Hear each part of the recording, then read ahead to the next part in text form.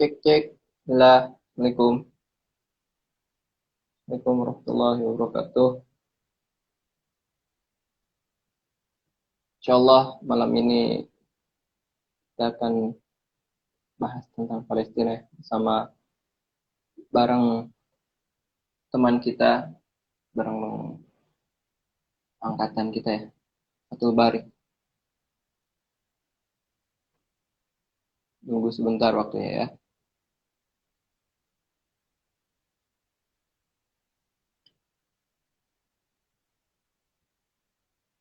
Fathul Bari.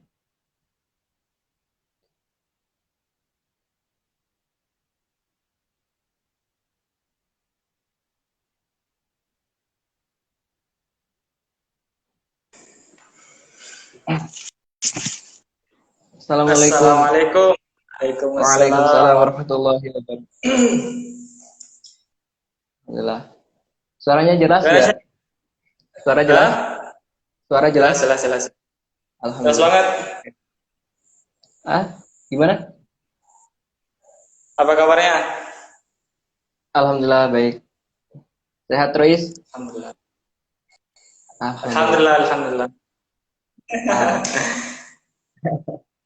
Lama nggak ngobrol, Riz. Gimana di Aceh, Riz? Di Aceh? Sehat di Aceh? Alhamdulillah.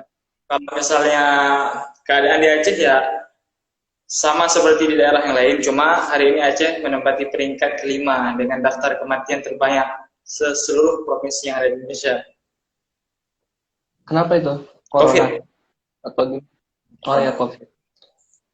Astaghfirullah, Riz. Semoga diangkat segala macam mara bahayanya. Amin. Oke.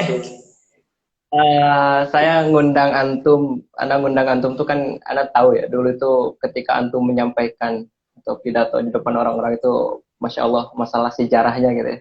Masalah sejarahnya.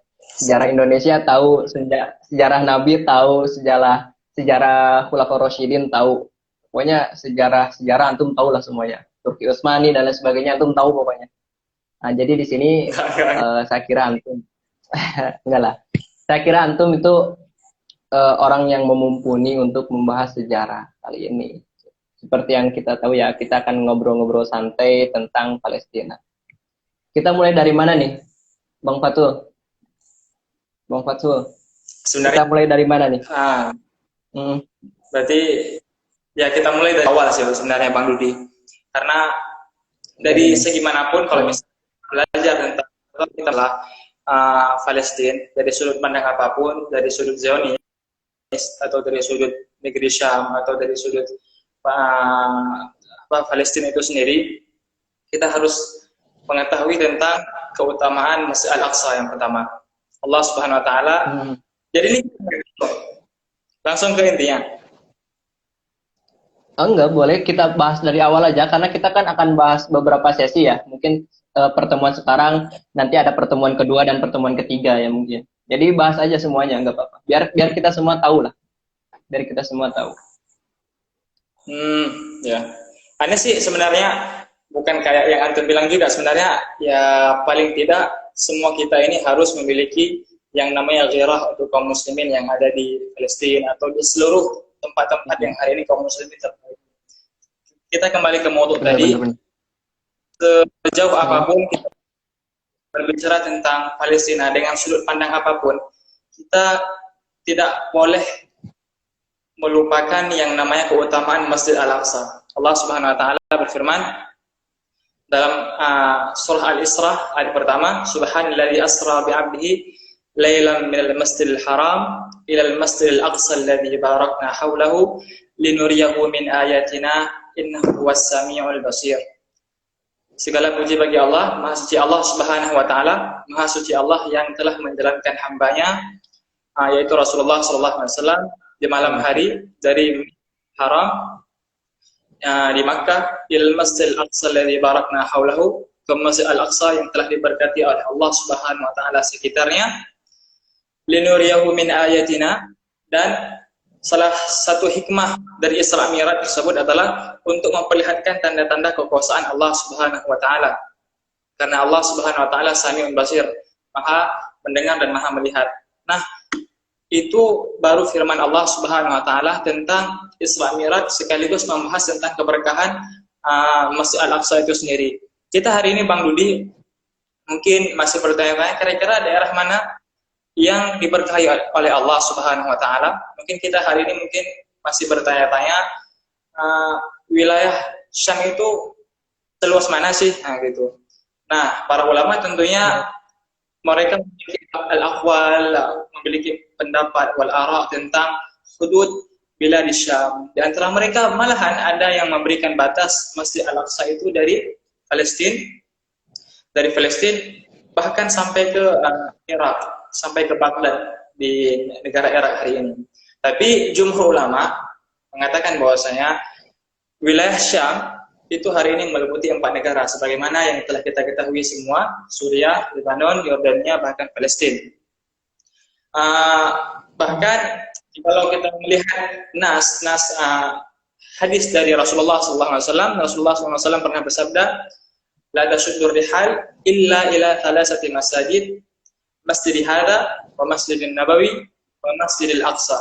Janganlah kalian bersusah payah untuk melakukan ziarah, untuk melakukan perjalanan ke suatu masjid kecuali ketiga masjid.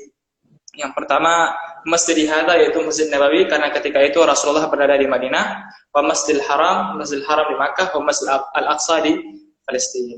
Nah, tentang keutamaan Palestina itu sudah luar biasa banyak. Bahkan Rasulullah SAW mendoakan negeri Syam tentang keutamaan negeri Syam itu sendiri. Kita bisa melihat negeri Syam merupakan tempatnya para anbiya, tempat wafatnya para anbiya. Bahkan di masa Islam itu sendiri, para sahabat, para tabi'in dan para tabi'ut tabi'in banyak yang berasal atau banyak yang melakukan hijrah ke negeri Syam. Dikarenakan negeri Syam ma'lamun min ma'alim al-hadarah al-islamiyah, merupakan salah satu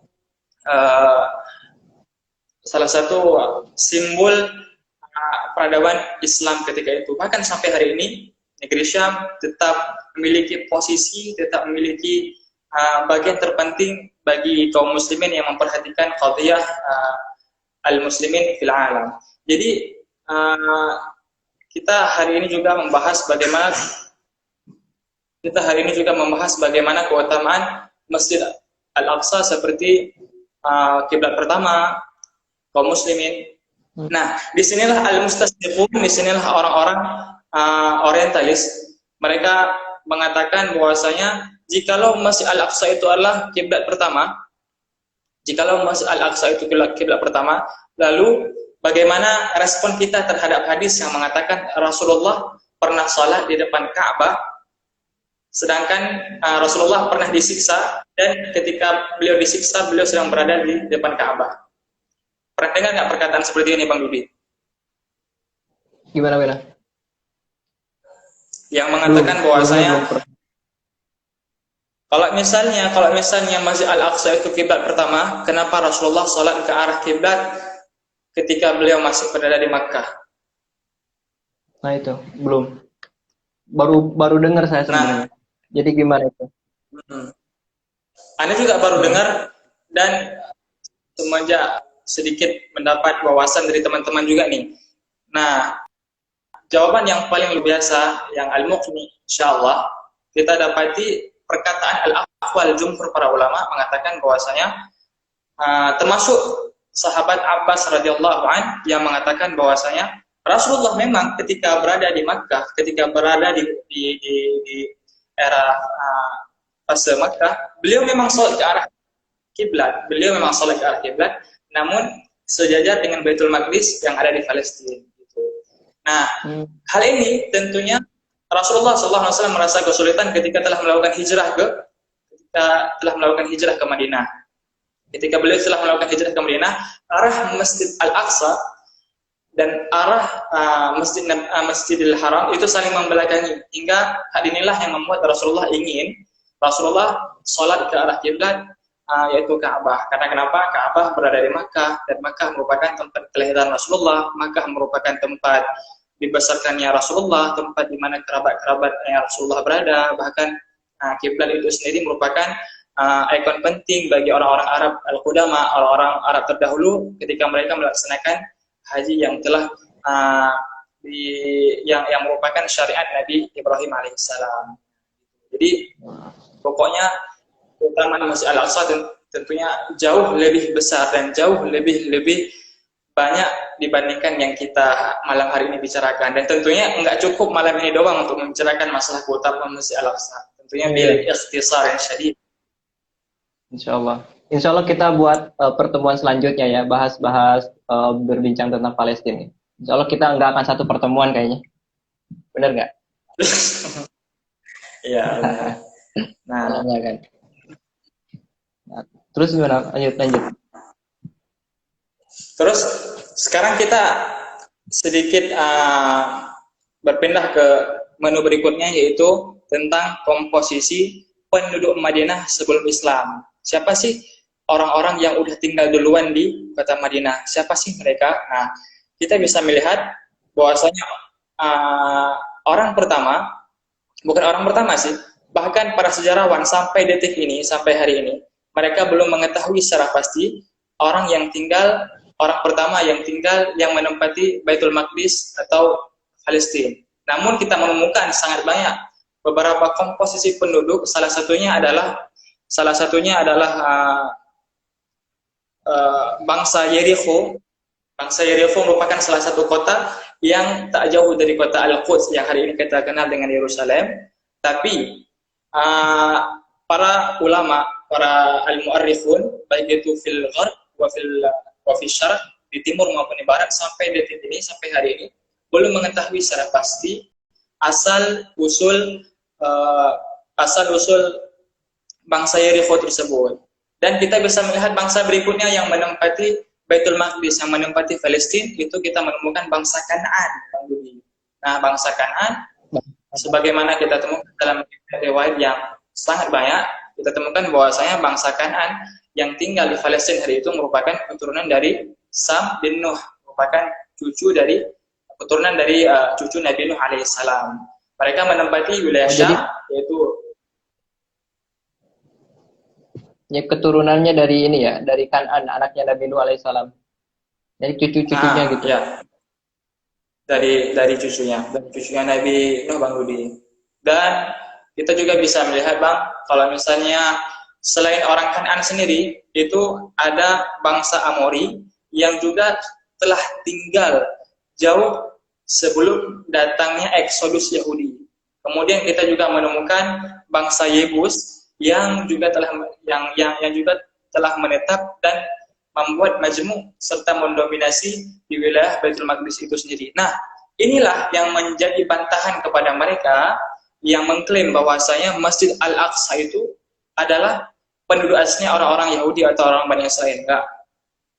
Bahkan kita temukan di sana terdapat majmu' dari masyarakat sendiri. Kita bisa melihat ada bangsa Kan'an, ada bangsa Yericho, kemudian ada bangsa Nebus yang merupakan bangsa dari suku-suku Arab yang telah berimigrasi, yang telah pindah ke wilayah Syam, termasuk salah satunya Palestina. Nah, ini merupakan salah satu bantahan kepada mereka atau kepada orang-orang yang membela Zionis, orang-orang yang membela Yahudi, yang mengatakan bahwasanya Baitul Maqdis merupakan hak miliknya orang-orang Yahudi karena mereka adalah orang yang pertama kali menetap di Palestina. Ini merupakan hoax yang hari ini sedang sangat-sangat banyak ditelan mentah-mentah oleh generasi-generasi muda yang sangat-sangat jauh dari tabayun. Oke, bentar Bang Royis. Di sini kan tadi ada ada hoax yang sering terjadi di sekarang bahwasanya tanah Palestina itu sebelumnya milik bangsa Israel atau Zionis Israel yang sekarang gitu kan. Nah, buat teman-teman yang nonton sekarang ini, sekarang kita sudah mengetahui bahwa bangsa pertama yang menduduki tanah Palestina atau Baitul Maqdis itu bukan bangsa Zionis Israel yang sekarang gitu ya. Karena sebelumnya juga ada bangsa Kan'an yang telah disebutkan oleh Rois kita ya, Fathul Bari, ada Yarmuk, ada Amori dan sebagainya. Jadi ini bantahan yang pertama yang menunjukkan bahwa tanah Palestina itu bukan hak atau hak milik Zionis Israel sekarang. Jadi udah jelas ya, udah clear semuanya buat teman-teman. Sekarang teman-teman bisa membantah orang-orang yang mendukung Israel, bahwasanya Palestina milik Israel. Syukron Royes. Lanjut Royes, selanjutnya Royes. Ya, gitu Oke. Bang. Nah, sekarang biar kita profesional, maksudnya sekarang kita jelasin sejarah orang-orang Yahudi sendiri dengan Baitul Maqdis. Jikalau kita melihat kembali kepada ya kan kita juga perlu tahu kapan dia masuk ke tanah ke Baitul Maqdis dan gimana saja gitu ya. Betul ya, sejarahnya bagaimana gitu. Oke. Lanjut Royes. Sejarah awal kali kita temukan bahwasanya kita yang pertama mengenal nama Israel merupakan nisbah alaihissalam. Itu yang berarti Abdullah, yang berarti hamba Allah. Sedangkan Bani Israel merupakan keturunan-keturunan dari Nabi Yakub. Tapi hari itu anak-anak Nabi Yakub mereka merupakan rata-rata para anbiya. Begitu juga salah satunya Nabi Yusuf alaihissalam. Bahkan Nabi Ibrahim merupakan keturunan dari Nabi Yakub. Nabi Ibrahim merupakan bapaknya para nabi. Tapi sejarah yang paling gamblang tentang hubungan antara orang-orang Yahudi dengan Baitul Maqdis itu terjadi ketika mereka melakukan eksodus dari Mesir ke Palestina. Tepatnya ketika Allah Subhanahu wa taala menyelamatkan orang-orang Yahudi dari Mesir, dari kekejaman dan dari diktatoran Firaun yang mengaku dirinya Tuhan. Wa qala ana rabbukumul a'la, kata Firaun. Kata Firaun, akulah Tuhan kalian yang maha tinggi. Nah, Allah Subhanahu wa taala selamatkan mereka nih dari Mesir ke Palestina. Tapi lihat, kira-kira ketika mereka telah sampai ke Palestina, kira-kira mereka masuk nggak ke Palestina? Dan Al-Quran sendiri membantu. Iya.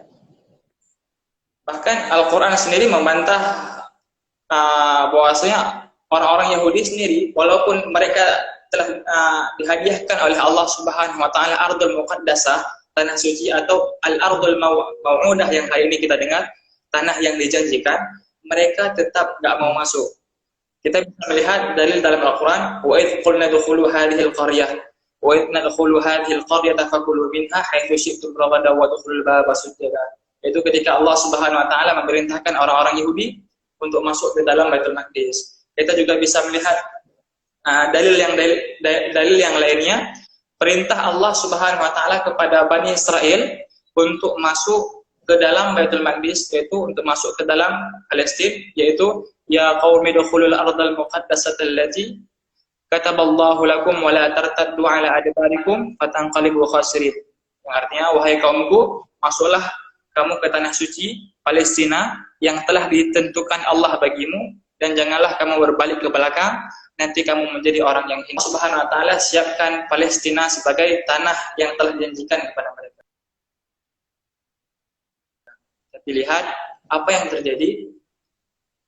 Mereka justru mengatakan kepada Nabiullah Musa, qalu ya Musa inna fiha qauman jabbarin. Wahai Musa, sesungguhnya di dalam Masjid Al-Aqsa itu ada kaum yang kuat, kami mau masuk. Lan nadkhulaha hatta yakhruju minha. Kami tidak akan mau masuk dalam Masjid Al-Aqsa kecuali sampai mereka keluar dari Masjid Al-Aqsa. Fa in yakhruju minha fa inna dakhilun. Kalau misalnya mereka sudah keluar, maka kami baru mau masuk. Bahkan mereka memerintahkan kepada Nabiullah Musa, coba kamu masuk aja ke Baitul Maqdis, kamu perangi mereka, sedangkan kami duduk-duduk aja di sini. Nanti kalau misalnya kamu sudah memenangkan pertempuran, kami baru mau masuk ke dalam tanah yang telah dijanjikan oleh Allah Subhanahu wa taala. Lihat, kekufuran mereka terhadap nikmat Allah Subhanahu wa taala terus berulang sampai saat ini. Kita juga bisa melihat apa yang terjadi ketika mereka tidak mau masuk ke dalam Masjid Al-Aqsa. Allah Subhanahu wa taala hinakan mereka selama 40 tahun. Mereka terus tersesat di tanah tersebut. Mereka tidak bisa masuk ke Baitul Maqdis, mereka tidak bisa kemana-mana, mereka ditimpakan kehinaan yang luar biasa dahsyat. Dan apa yang terjadi lagi? Nabiullah Musa wafat ketika 40 tahun mereka sedang menunggu penantian dari kesesatan mereka. Jadi Nabiullah Musa tidak sempat masuk ke Baitul Maqdis, tidak sempat masuk ke Palestina bersama orang Bani Israel, karena Allah Subhanahu wa taala telah menjemput Nabiullah Musa alaihissalam. Bahkan padahal jarak antara kaum Bani Israel dengan Baitul Maqdis itu hanya bukit merah doang. Maka Rasulullah SAW kan ada tuh dalilnya. Kalau misalnya aku sama kalian, aku akan tunjukkan kepada kalian tanah merah, yang mana tanah merah tersebut merupakan tempat dimakamkannya Nabiullah Musa alaihissalam. Nah, jadi kapan sih Bani Israel atau orang-orang Yahudi mulai masuk ke Ardul Muqaddasah, mulai masuk ke Baitul Maqdis? Orang-orang Yahudi mulai masuk ke Baitul Maqdis yaitu di era Nabi Yusya bin Nun. Nabi Yusya bin Nun merupakan salah satu pengawalnya Nabi Musa ketika berjumpa dengan Nabiullah Khidir. Nah, ketika masa itulah kaum Bani Israel masuk ke Palestina, tapi mereka juga belum mampu untuk menguasai Baitul Maqdis. Karena kenapa? Karena di Baitul Maqdis hari itu ada orang Kanaan yang menjadikan Baitul Maqdis sebagai ibu kota mereka. Jadi mereka hari itu walaupun sudah masuk ke Palestina, mereka belum mampu untuk menguasainya. Jadi kapan mereka mampu menguasainya? Yaitu setelah Nabi Yusya bin Nun, yaitu setelah yaitu Nabiullah Daud alaihissalam. Di era Daud alaihissalam lah mereka mampu membangun sebuah kerajaan pada tahun 995 sebelum Masehi. Mereka sudah mampu membangun kerajaan Bani Israel di bawah pimpinan di bawah kerajaan Nabiullah Daud alaihissalam. Bahkan kerajaan tersebut dikenal kerajaan yang sangat sejahtera. Kita juga bisa melihat setelah Nabiullah Daud alaihissalam wafat, kerajaan tersebut diwariskan kepada anaknya Nabi Daud alaihissalam. Kira-kira teman-teman ada yang tahu nggak siapa anak dari Nabiullah Daud alaihissalam yang melanjutkan kepemimpinan ayahnya, yang melanjutkan kerajaannya? Mungkin dari teman-teman ada yang tahu, mungkin ada hadiah dari Bang Dudi nih. Wah, ini dari Rois kayaknya deh. Buat teman-teman yang tahu anak Nabi Daud siapa? Yang tahu anaknya Nabi Daud alaihissalam yang melanjutkan kekuasaan Nabi Daud. Ada yang tahu boleh diketik lah. Kalau nggak tahu maka dengarkan. Kalau nggak tahu maka dengarkan dengan baik. Maka Rois kita Fathul Bari akan memberitahu siapa. Ya. Dan jangan lupa dicatat. Siapa itu? Nabi Sulaiman. Ya, salam. Ini sepertinya merupakan salah satu pengikut live kita yang paling luar biasa abkari ini. Sangat-sangat zaki, sangat-sangat memiliki maklumat yang sangat banyak tentang wawasan Islam. Ini Ustaz Ujihar. Sepertinya mengenalnya Bang Dudi. Masalah. Nah, oke Bang Uji, makasih banyak atas jawabannya. Benar. Ya, jadi Nabiullah Sulaiman lah yang melanjutkan kepemimpinan, yang melanjutkan kerajaan yang terdirikan oleh Nabiullah Daud pada tahun 995 sebelum Masehi. Jadi, Masya Allah. Jadi di era Nabi Sulaiman lah itu kemakmuran, itu kesejahteraan itu sangat-sangat terasa. Bahkan dikatakan bahwasanya kita mengenal bagaimana Raja Sulaiman, Nabiullah Sulaiman mampu melakukan ekspansi wilayah, tepatnya ketika beliau telah menikahi dengan Ratu Sabah, dan merupakan beliau memiliki kekuasaan yang Masya Allah luar biasa, bahkan mampu menaklukkan jin, mampu menaklukkan angin, mampu berbicara dengan hewan, subhanallah.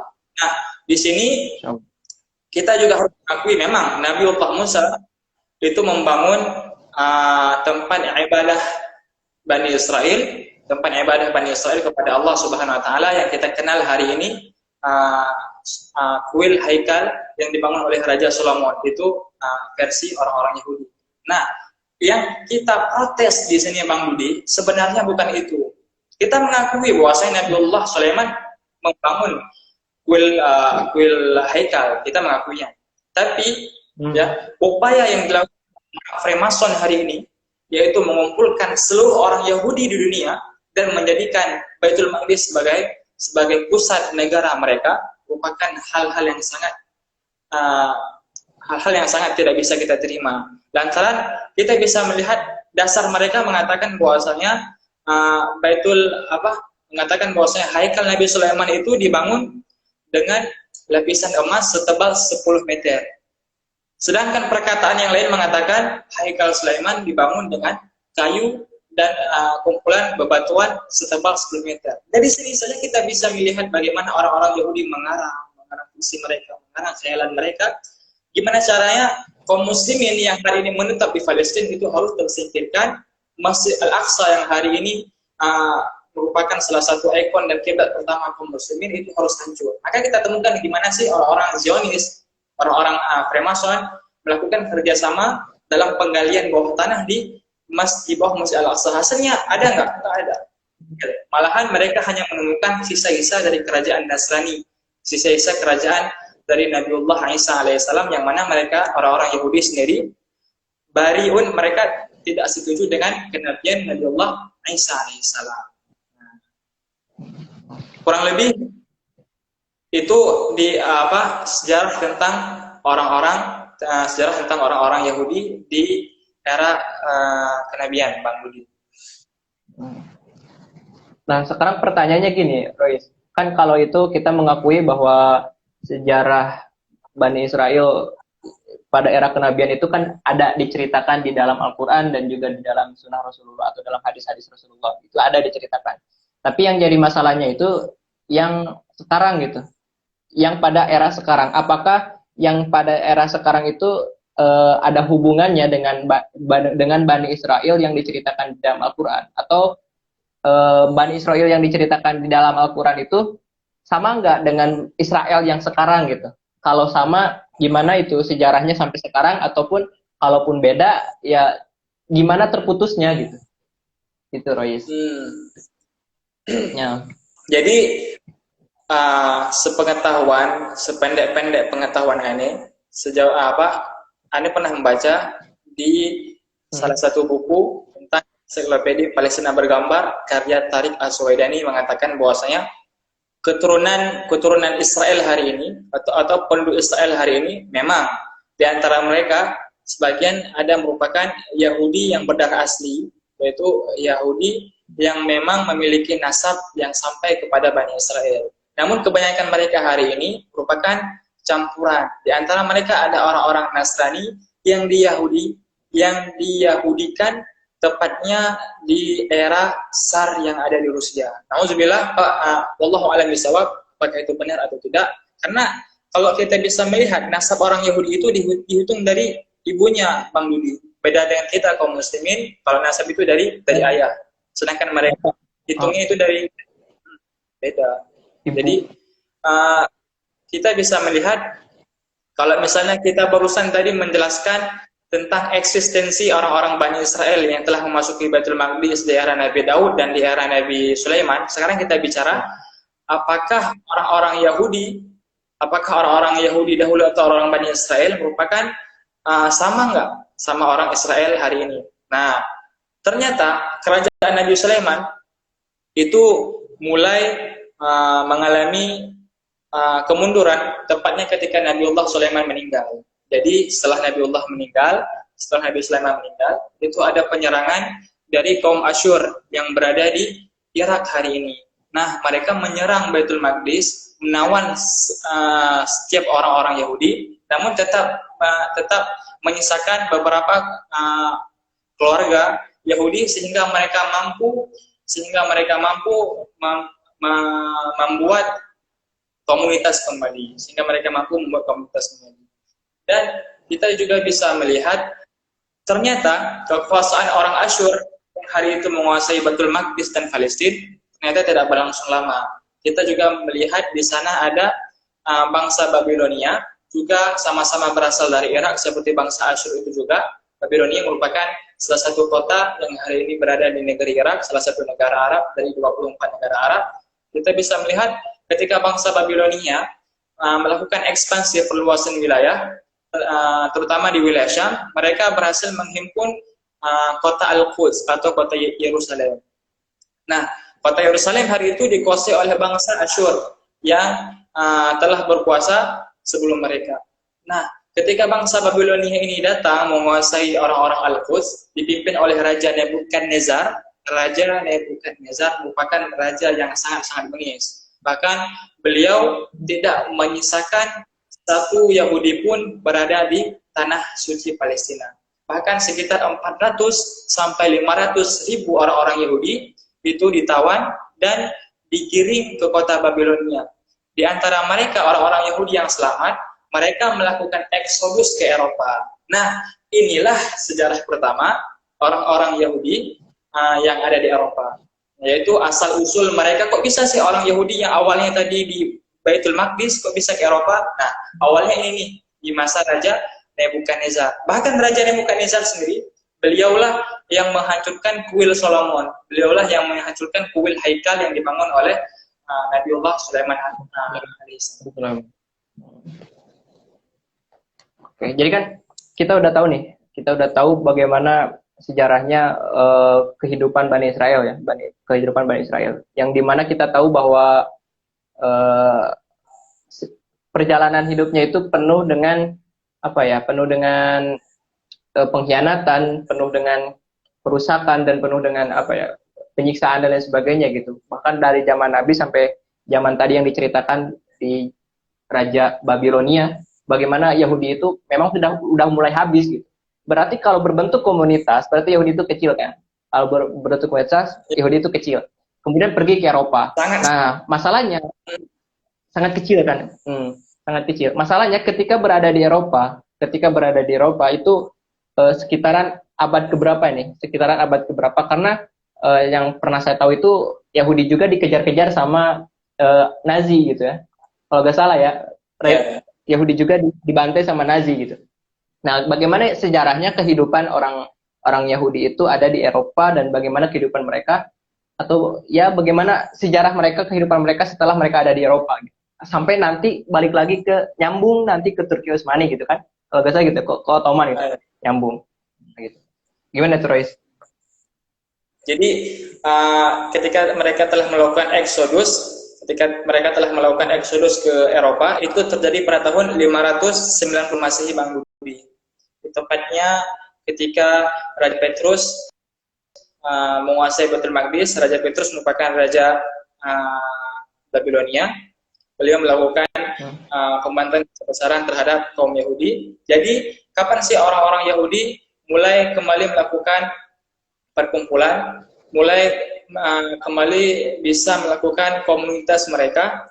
Mereka terkumpul di era Raja Romawi, yang mana hari itu Romawi masih beragama pagan, yaitu sebelum lahirnya Nabiullah Isa alaihissalam, di bawah Raja Elia, yang merupakan Raja Romawi yang melakukan ekspansi ke Mesir, ke wilayah Irak, bahkan Syam, termasuk dalamnya Palestina. Ketika Raja Elia memasuki Baitul Maqdis, beliaulah orang yang pertama yang membangun kerajaan Baitul Maqdis di bawah pengaruh Romawi. Nah, di era beliau sedikit memberikan ruang gerak kepada orang-orang Yahudi, sehingga di antara mereka ada yang kembali lagi ke Baitul Maqdis sampai memiliki keturunan yang mana keturunan tersebut tetap ditemukan ketika di era Islam nanti datang, yaitu ketika penaklukan Baitul Maqdis yang dilakukan oleh Sayyidina Umar bin Khattab. Dan jikalau kita melihat bagaimana penaklukan Islam di era Umar bin Khattab, tentunya penaklukan Islam di era Umar bin Khattab merupakan lanjutan dari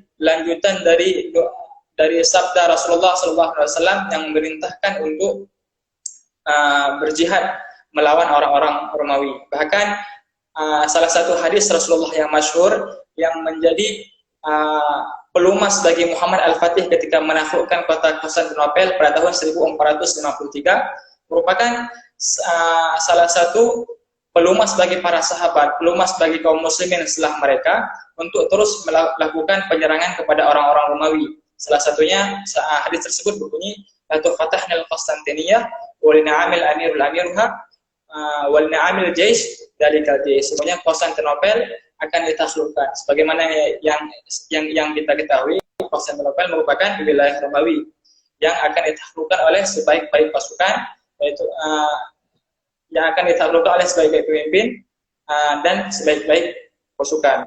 Nah, jikalau kita melihat gimana kisahnya Baitul Maqdis ditaklukkan oleh kaum muslimin, tentunya tak terlepas dari jihad yang dilakukan oleh para sahabat. Salah satunya adalah Khalid bin Walid, kemudian Abu Ubaidah bin Jarrah, kemudian Amr bin As. Di antara mereka adalah orang-orang yang sangat luar biasa berjasa untuk menaklukkan Baitul Maqdis. Kita juga mengetahui meskipun Umar bin Khattab tidak ikut langsung dalam penaklukan wilayah-wilayah yang ada di Syam, yang ada di Persia, namun ketika kaum muslimin telah berhasil mengepung, ketika kaum muslimin telah berhasil menguasai Baitul Maqdis tanpa ada peperangan yang sengit, karena memang hari itu Patrick yang bernama siapa namanya?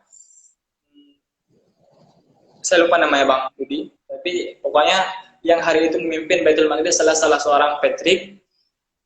Beliaulah yang meminta kepada Abu Ubaidah bin Jarrah, kepada panglima kaum muslimin hari itu, beliau bersedia akan menyerahkan Baitul Maqdis, namun beliau menunggu Umar bin Khattab datang dengan syarat Umar bin Khattab harus datang ke Baitul Maqdis. Dan Umar bin Khattab datang bersama budaknya dengan sebuah onta tua dengan pakaian yang sangat sederhana. Ketika Umar bin Khattab datang ke Baitul Maqdis, hal yang sangat-sangat tidak masuk akal. Bagaimana seorang pemimpin yang telah mengusik Imperium Romawi, seorang pemimpin yang telah menghancurkan Imperium Persia, datang dengan baju yang sederhana, dengan onta yang tua, tanpa ada pengawal satu orang pun, hanya berbekal onta dan pembantunya, sampai ke Baitul Maqdis, disambut sangat luar biasa oleh kaum muslimin.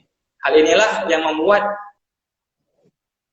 kagum Patrick dan para pemuka-pemuka agama Nasrani hari itu.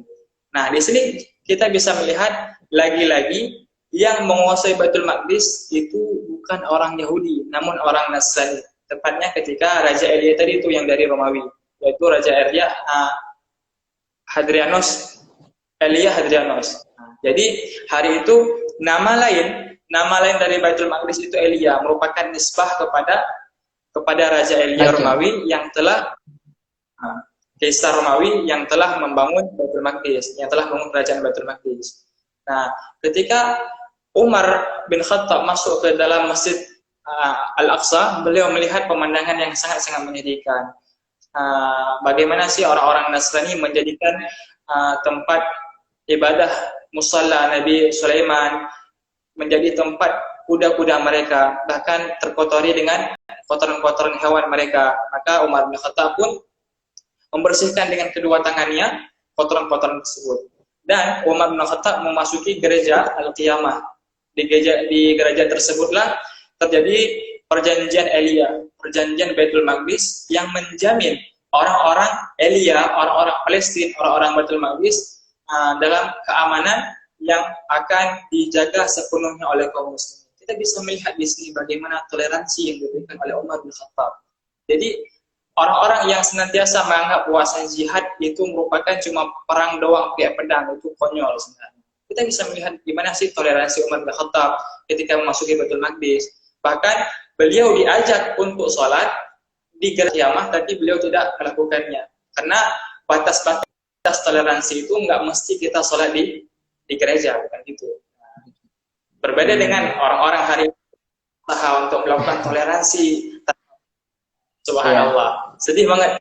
12. 12. Jadi kalau kita lihat dari dari sejarah yang tadi diceritakan gitu, bahwa bukan kekuasaan sih sebenarnya, kebebasan Yahudi di Baitul Maqdis itu ketika zaman zaman dikuasai oleh Nabi Sulaiman. Benar, jadi cuma sebatas itu aja gitu. Karena setelahnya itu malah dikuasai oleh karena setelahnya itu malah dikuasai oleh Nasrani gitu. Bukan oleh bukan oleh yang, tapi malah Nasrani gitu yang berkuasa gitu. Jadi kalau kembali lagi kepada Al-Qur'an, yang menceritakan bagaimana sifat-sifat Yahudi yang diberi nikmat malah tidak mau masuk kepada Baitul Maqdis, malah akhirnya menyuruh Nabi Musa dan Allah untuk berperang melawan penduduk Baitul Maqdis pada saat itu, dan mereka malah mengingkari nikmat yang diberikan oleh Allah Subhanahu wa taala. Sebenarnya ketika pada saat itu kaum Yahudi mempunyai kebebasan hidup di Baitul Maqdis pun, sebenarnya itu atas berkat yang diturunkan kepada Nabi Sulaiman sebenarnya. Karena beliau Nabiullah, kemudian beliau menjadi raja juga, hanya sebatas itu. Karena kalau dilihat dari orang orang Yahudi asli ini yang memimpin gitu, bukan Nabi Allah, bukan yang diperintahkan oleh Allah, maka sebenarnya Yahudi tidak pernah memimpin. Maka sebenarnya Yahudi tidak pernah berkuasa kalau dilihat dari sini gitu ya. Benar ya? Benar-benar. Karena setelahnya itu, karena setelah gimana? Ya, benar. Lanjut. Karena setelah meninggalnya atau setelah wafatnya Nabi Sulaiman, kerajaan Nabi Sulaiman mengalami kemunduran. Masanya Nabi Sulaiman mengalami kemunduran, akhirnya runtuh, malah terus digantikan Nasrani. Nah, digantikan Nasrani, kemudian yang berkuasa pun bukan darah Yahudi gitu. Maksudnya bukan dari kaum Yahudi, ya. Dan dari saat itu habis gitu. Justru malah orang-orang Yahudi keluar dari Baitul Maqdis, malah eksodus ke Eropa gitu. Nah, bener gak? Nah itu. Jadi kalau dilihat dari sejarah ini sangat konyol ketika kita mengatakan bahwa zaman sekarang nih ada orang yang mengatakan bahwa tanah Palestina atau tanah Baitul Maqdis itu haknya Bani Israel atau Yahudi zaman sekarang gitu. Itu hak mereka. Itu sangat konyol berarti ya. Ini bantahan kedua loh. Ini bantahan kedua. Ya. Setelah bantahan pertama bahwa yang tinggal di Baitul Maqdis itu yang pertama itu yaitu Bani Kan'an, kemudian Yarmuk, kemudian Amori, bukan Yahudi gitu. Kemudian bantahan keduanya itu bahwa yang berkuasa bukan Yahudi sebenarnya, justru mereka malah terusir gitu. Justru mereka udah ada. Jadi kalau sekarang bilang tanah Palestina adalah milik mereka yang berhak mereka ambil kembali, itu konyol sebenarnya. Benar gak? Gitu ya, Riz? Ya. Sangat-sangat tidak masuk akal. Lagi sebenarnya sebelum orang-orang Romawi, sebelum orang-orang Nasrani menguasai Baitul Maqdis, di sana kita bisa melihat bagaimana orang-orang Asyura, bagaimana orang-orang dari bangsa seperti bangsa Babilonia, kemudian seperti bangsa Nabatea, mereka menguasai Baitul Maqdis. Kemudian Allah Subhanahu wa taala hinakan mereka kembali, yaitu ketika orang-orang Romawi yang hari itu masih beragama pagan menguasai Baitul Maqdis. Kemudian Allah Subhanahu wa taala hinakan kembali ketika kerajaan Romawi hari itu telah beragama Nasrani, yaitu di bawah pimpinan Raja Titus. Kita sekarang berbicara tentang bagaimana sih sisi toleransi kaum muslimin. Yang pertama kita telah dapati bagaimana toleransinya Umar bin Khattab. Beliau berjanji kepada seluruh penduduk untuk menjaga hak-hak mereka selagi mereka membayar jizyah kepada kaum muslimin. Sebenarnya kalau kita misalnya melihat bagaimana saking amannya orang-orang Yahudi di Jazirah Arab atau di Mesir aja deh, kita bisa melihat ada riwayat yang mengatakan bahwasanya ketika anak Amr bin As memimpin negara Mesir, negara Qibtiyah, ada salah seorang Yahudi yang merasa terzalimi ketika anak beliau berusaha untuk membangun masjid, karena masjid tersebut berada di atas tanah seorang Yahudi ini. Nah, karena seorang Yahudi ini percaya akan keadilan Umar bin Khattab yang sangat luar biasa, dia pun berjalan kaki dari Mesir menuju Madinah, yaitu Maqar al-Khilafah, tempat ibu kotanya Khalifah Islam ketika itu, berjumpa dengan Umar dan mengadu hak-hak yang telah dilakukan oleh Amr bin As kepada tanah si Yahudi ini. Dan lihat bagaimana respek Umar terhadap si Yahudi ini. Dia pun, Umar bin Khattab, memberikan isyarat kepada anak dari Amr bin As untuk mengembalikan hak si Yahudi ini. Nah, sebab inilah yang membuat yang membuat si Yahudi ini pun takjub akan keadilan Umar bin Khattab, takjub akan keadilan yang diajarkan oleh Allah dan Rasulnya, sehingga ia pun memeluk agama Islam. Subhanallah. Sekarang kita mencoba untuk membahas bagaimana kondisi Masjid Al-Aqsa setelah pemerintahan Umar bin Khattab. Sebagaimana yang kita ketahui kan Bang Dudi, itu dalam kekuasaan kaum muslimin, dalam pemerintahan kaum muslimin itu kan ada marahilnya. Yang pertama era Allah, yaitu era nubuwah, kemudian ada era Khulafaur Rasyidin, ya kan, ada era Daulah Umayyah, kemudian ada ya muluk-muluk lah ya, istilah kerajaan-kerajaan yang semua mereka itu merupakan kerajaan-kerajaan yang hidup setelah era sahabat. Jadi kita bisa melihat gimana sih, apakah orang-orang Yahudi atau apakah orang-orang Nasrani hidup sangat-sangat sengsara di bawah kekhalifahan Umayyah. Kita bisa melihat, jadi kalau kita melihat sejarah, maka kita temukan Abdul Malik, kemudian Khalifah Walid bin Abdul Malik, kemudian Khalifah Sulaiman bin Abdul Malik, kemudian kita mengenal juga Al-Khilafah Umar bin Abdul Aziz, yang mana mereka semua memberikan perhatian lebih kepada Baitul Maqdis. Bahkan di antara mereka ada yang melakukan tarmim, di antara mereka ada yang melakukan perbaikan terhadap Masjid Al-Aqsa. Bahkan Umar bin Abdul Aziz di eranya lah banyak gereja yang diizinkan untuk berdiri di Baitul Maqdis. Yang diizinkan untuk berdiri di Baitul Maqdis. Subhanallah. Dan ini merupakan hal yang sangat daruri, melihat orang-orang Nasrani merupakan komunitas yang bisa kita katakan lumayan besar ketika itu. Yang bisa kita katakan lumayan besar, karena Romawi hari itu, orang-orang Romawi tidak diusir dari Baitul Maqdis, tidak. Mereka dibiarkan untuk tinggal di sana. Sampai-sampai status Masjid Al-Aqsa itu mereka serahkan kepada kaum muslimin untuk dijadikan masjid di era Umar bin Khattab. Subhanallah. Jadi kalau misalnya kita melihat juga bagaimana kondisi masyarakat orang-orang Palestina di era Daulah Abbasiyah, kita bisa mengenal mungkin Al-Khalifah Al-Mansur, kemudian Khalifah Al-Mahdi bin Ja'far Al-Mansur, kemudian Khalifah Harun Ar-Rasyid.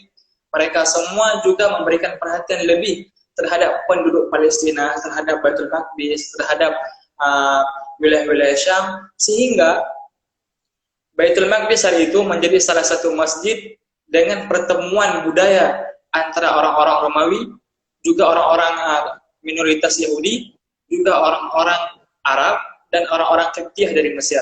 Begitu juga dengan orang-orang Romawi. Jadi tempat pertemuan budaya, baik itu agama-agama Samawi maupun agama-agama yang non Samawi. Kurang lebihnya seperti itu sejarah yang menjelaskan bagaimana kondisi Masjid Al-Aqsa di era Khulafaur Rasyidin, kemudian di era Umayyah, kemudian di era Abbasiyah. Wallahu a'lam bishawab. Oke, Rois, kan kita masih panjang ya, masih panjang untuk sampai kepada pembahasan hari ini gitu. Kita belum membahas Palestina hari ini, kita belum membahas Baitul Maqdis hari ini kan. Kalau hari ini berbeda lagi dengan sejarah yang dilampaui tadi gitu kan. Kalau kita tadi melihat sampai terhenti di mana Baitul Maqdis dikuasai atau dipegang oleh kaum muslimin, yang dimana pada saat itu Baitul Maqdis ada dalam kedamaian gitu ya. Bahkan di sana ada berbagai macam budaya dari berbagai macam negara gitu ya. Ada dari Nasrani, ada dari Romawi, dan ada dari Arab, kemudian dari lain sebagainya. Itu banyak di Baitul Maqdis. Itu dalam kedamaian ketika dipegang oleh muslim. Kemudian sekarang kemudian 180 derajat berbalik dari keadaan dulu. Sekarang itu berbeda gitu kan, yang dimana peperangan di sana masih terjadi, penjajahan, pembantaian, pembunuhan dan lain sebagainya ada di Palestina sana, ada di Baitul Maqdis sana. Semoga Allah mengangkat itu semua, semoga Allah memberi kekuatan kepada mereka semua. Nah, cuman masalahnya kalau kita bahas langsung ke hari ini kan nanti ada perjalanan yang kita nggak paham, bener nggak? Ada perjalanan yang kita nggak paham yang akhirnya kita membuat bertanya lagi, kok bisa perang dan lain sebagainya. Nah, saya kira live kali ini hanya menjawab tentang apakah tanah Palestina ini hak mereka kaum Yahudi? Ternyata jawabannya bukan. Dan konyol sekali kalau kita membela bahwa Palestina ini adalah hak mereka. Ini konyol sekali. Dan ini terbukti dari apa yang tadi oleh diceritakan oleh Rois kita gitu ya. Nah, mungkin nanti kita akan berbicara atau kita akan berbincang tentang bagaimana Palestina di dalam setelah marhalah ini ya, setelah fase kenabian, setelah fase Khulafaur Rasyidin, setelah fase Bani Umayyah, bagaimana nanti Palestina dari fase Bani Umayyah sampai ke Turki Utsmani ya, ke Ottoman ya, Turki Utsmani gitu. Nah, bagaimana dari sampai fase itu? Karena masalahnya yang sering dibahas itu ketika di akhir-akhir ini, di akhir-akhir Turki Utsmani, masalahnya timbul di akhir Turki Utsmani sehingga kembalilah Yahudi gitu. Nah, oke buat teman-teman, mungkin buat live sekarang kita bahas sampai sekarang dulu ya, sampai sini dulu gitu. Kita stop Palestina di masa Umar bin Khattab dan Bani Umayyah. Kita stop sampai sini. Bagaimana selanjutnya sampai akhirnya Palestina menjadi tanah yang seperti sekarang, yang penuh dengan darah kaum muslimin, yang penuh dengan peperangan. Bagaimana kalau teman-teman mau tahu lagi, tunggu live selanjutnya. Insya Allah saya akan kabari lagi. Dan buat sekarang, buat teman-teman yang mau bertanya tentang sejarah yang tadi dibahas oleh Rois kita, Fathul Bari, silakan boleh bertanya sebelum kita tutup live kali ini. Tafadhol buat teman-teman yang mau bertanya. Sebelum kita tutup, boleh diketik ya, boleh diketik silakan buat teman-teman yang mau bertanya. Kalau nggak ada, mungkin dari antum, Riz, silakan ada yang mau disampaikan dulu sebelum kita nanti bahas Palestina dari masa Umayyah sampai sekarang gitu, yang akhirnya malah menjadi tanah yang penuh dengan darah gitu. Mungkin silakan, sedikit tambahan. Cuma tambahan dikit tentang sebenarnya kalau kita bicara bagaimana sejarahnya kok bisa langsung sampai ke Utsmani, itu kita telah meninggalkan satu periode yang juga kita nggak boleh meninggalkannya. Satu periode tersebut adalah periode ketika orang-orang Nasrani dari Eropa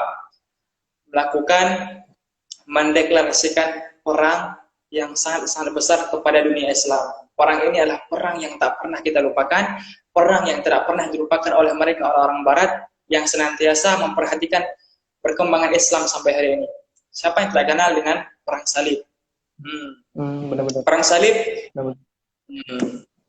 karena Perang Salib itu muasalnya itu salah satu faktor terbesar bagaimana ratusan ribu pasukan Eropa dari berbagai suku bangsa berkumpul di bawah satu bendera salib, berkumpul di bawah Paus untuk menyerang dunia Islam, sebabnya gara-gara Masjid Al-Aqsa.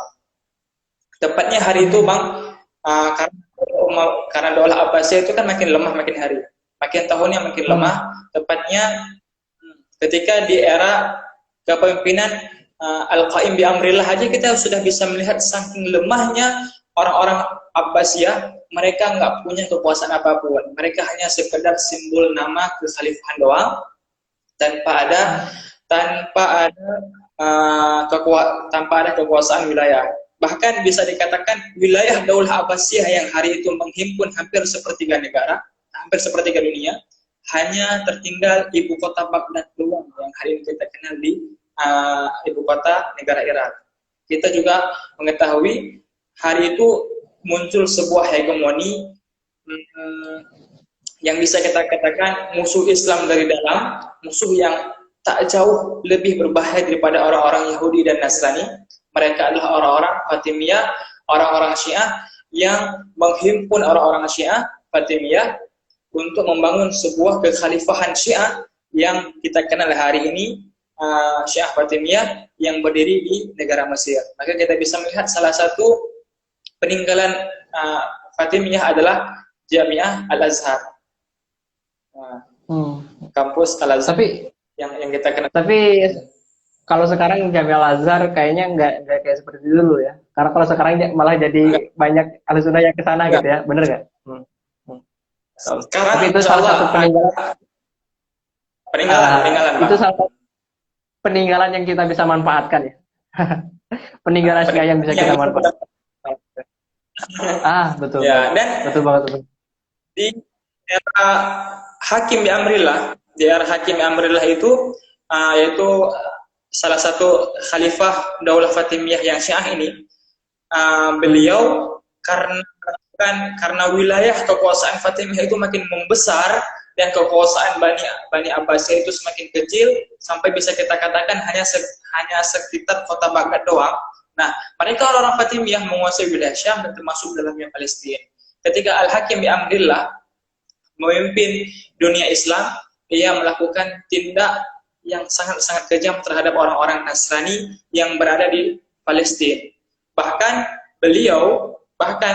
Hakim bi Amrillah Al-Fatimi, beliau memiliki kebijakan merencanakan untuk menghancurkan gereja Al-Qiyamah, gereja yang dimana Umar bin Khattab pernah masuk dan menandatangani perjanjian Elia, perjanjian penduduk kota Palestina. Nah, hal ini pun terdengar oleh Paus yang ada di Eropa, yaitu Paus Urbanus II.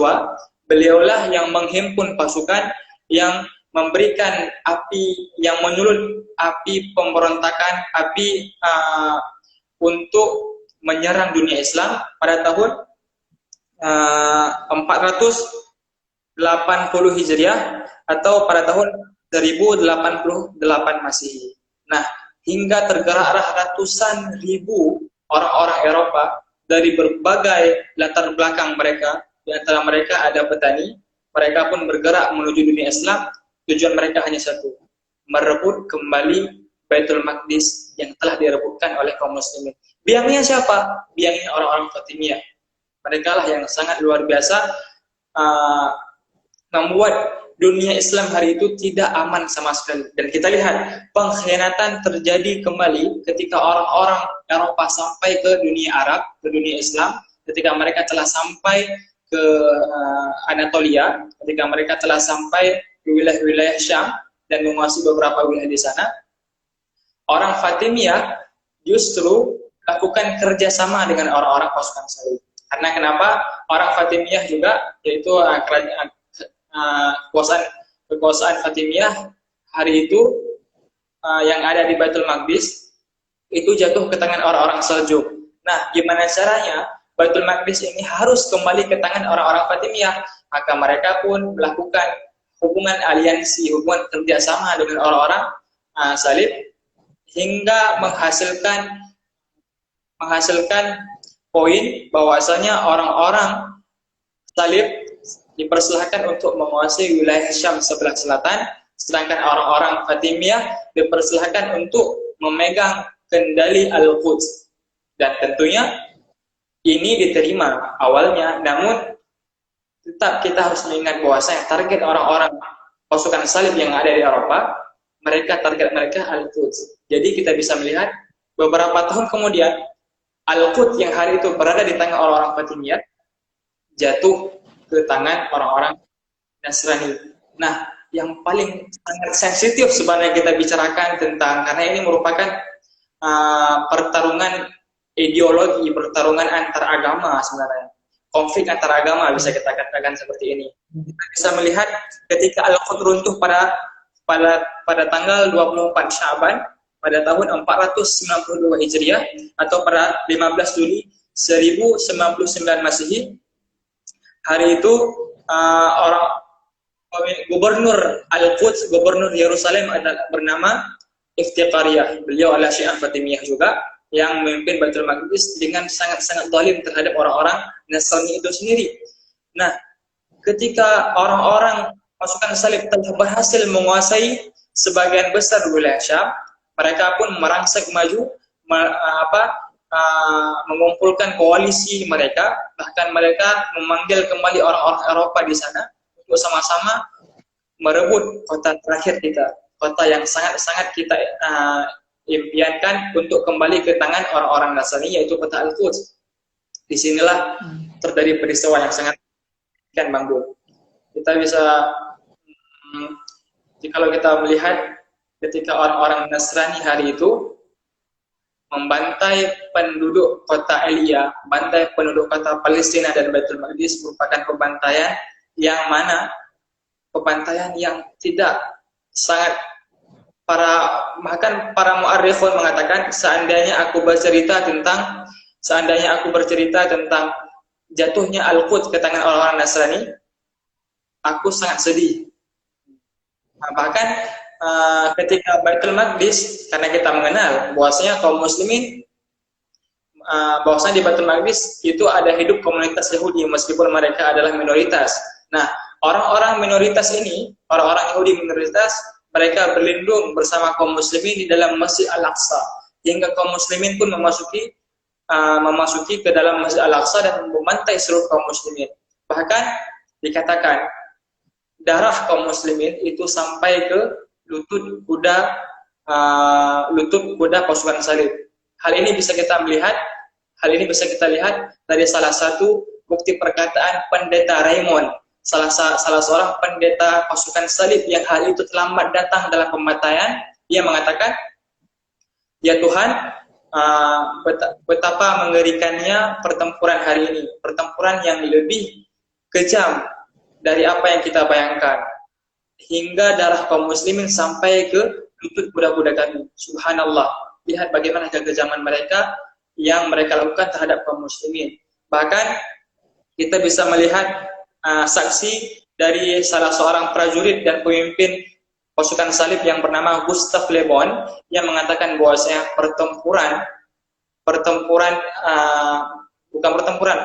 pembantaian kaum muslimin di Baitul Maqdis itu merupakan pembantaian yang tidak bisa kita katakan bersifat insani, namun bersifat binatang yang sangat barbar, yang tidak pernah kami melihatnya bagaimana pasukan kita bisa membantai kaum muslimin sekejam itu. Dan sebenarnya karena waktu mungkin Bang ya, sudah sampai 1 jam nggak kita ini? Ya, karena waktu kita sudah 1 jam. Sebenarnya, ya, ada bagian yang ingin saya bicarakan, tapi masih panjang karena sebenarnya pembahasan sejarah kita pada malam hari ini belum sampai ke Utsmaniyah. Kita hari ini masih di sejarah perang salib yang insya Allah sebentar lagi kita akan melangkah ke Daulah Utsmaniyah. Tapi nggak apa-apa, kita skip dulu. Insya Allah akan kita lanjutkan di sesi berikutnya, Bang. Sesi 2, ya. Nanti ada sesi 2. Kalau misalkan belum beres sesi 2, kita ada sesi 3. Pokoknya kita harus sampai detail, setidaknya poin-poin pentingnya kita paham. Poin-poin pentingnya kita paham gitu. Itu ya. Kita skip dulu sampai di sini di perang salib ya. Sekarang kita bahas perang salib, oke? Kita bahas perang salib. Mungkin nanti kita lanjutin dari perang salib. Semoga sampai kepada Turki Utsmani. Kalau belum sampai juga ya nanti kita bahas lagi, insyaallah. Terakhir sebelum kita tutup, pokoknya kalau bahas sejarah dengan Fathul Bari ini, dengan Rois kita ini nggak pernah bosan, serius, nggak pernah ngantuk gitu. Kalaupun 2 jam nggak apa-apa sebenarnya. Nggak pernah ngantuk gitu. Cuman yang berbicaranya capek gitu, Silakan ada yang mau bertanya nggak? Makanya sama ini ada susu. Iya. Udah. Cuman enak ya kalau di Aceh sekarang baru jam berapa? Jam 9 ya? Enggak, sama. Jam 10, tapi di sini lebih awal. Kok lebih awal? Maksudnya di sana di Garut jam berapa sekarang? Jam 10 kan? Jam 10. Jam 10. Ya. Nah, di sini kalau di sini, kalau jam 10 di Aceh, orang di jalan itu masih banyak banget. Maksudnya masih lalu lalang gitu. Karena kami di sini waktu sholatnya itu terlambat. Karena matahari lebih terlambat tenggelam di sebelah. Cuman beda waktu sholat. Apalagi kasihan nih. Ya, kasihannya sama teman-teman yang berasal dari timur Indonesia mungkin yang malam ini ikut bersama kita di live. Mungkin sudah terlalu malam sama mereka atau teman-teman kita yang ada di Pulau Jawa. Jadi kita tidak sampai sini dulu aja, Bang. Dan kali insya Allah kalau ada kesempatan kita akan lanjutkan kembali. Oke, karena tidak ada yang bertanya, nanti ya di pertemuan selanjutnya silakan teman-teman catat kalau ada pertanyaan-pertanyaan yang ingin ditanyakan, ada sesuatu yang janggal boleh ditanyakan. Kalau malam ini karena tidak ada yang bertanya, mungkin dicukupkan sekian aja. Buat teman-teman yang udah hadir, saya ucapkan terima kasih. Semoga banyak ilmu yang bisa kita manfaatkan dan semoga narasumber kita diberkahi oleh Allah Subhanahu wa taala dengan ilmu-ilmunya dan semoga dengan ilmu-ilmunya bisa menyampaikan kebenaran dari yang sebenar-benarnya. Dan saya ucapkan juga syukron jazakumullahu khairan Rois kita, Rois Duklah insyaallah. Barakallahu fikum. Semoga terus bisa menyuarakan kebenaran dari apa yang antum sukai, yaitu sejarah ya. Insyaallah. Allahu Akbar. Syukran Rois. Barakallahu fiik. Bang Dudi yang luar biasa, aktivis kita, aktivis Islam, aktivis Araya, terkhusus di kalangan anak muda yang sangat senantiasa menginspirasi bagi kita. Lanjutkan Bang. Insyaallah semoga Allah Subhanahu wa taala menjumpakan di dan di jannahnya. Amin ya Allah. Syukran Rois, barakallahu fikum. Wa fiik barakallah. Tafadhol. Ya. Izin saya teman-teman. Wassalamualaikum warahmatullahi wabarakatuh. Waalaikumsalam warahmatullahi wabarakatuh.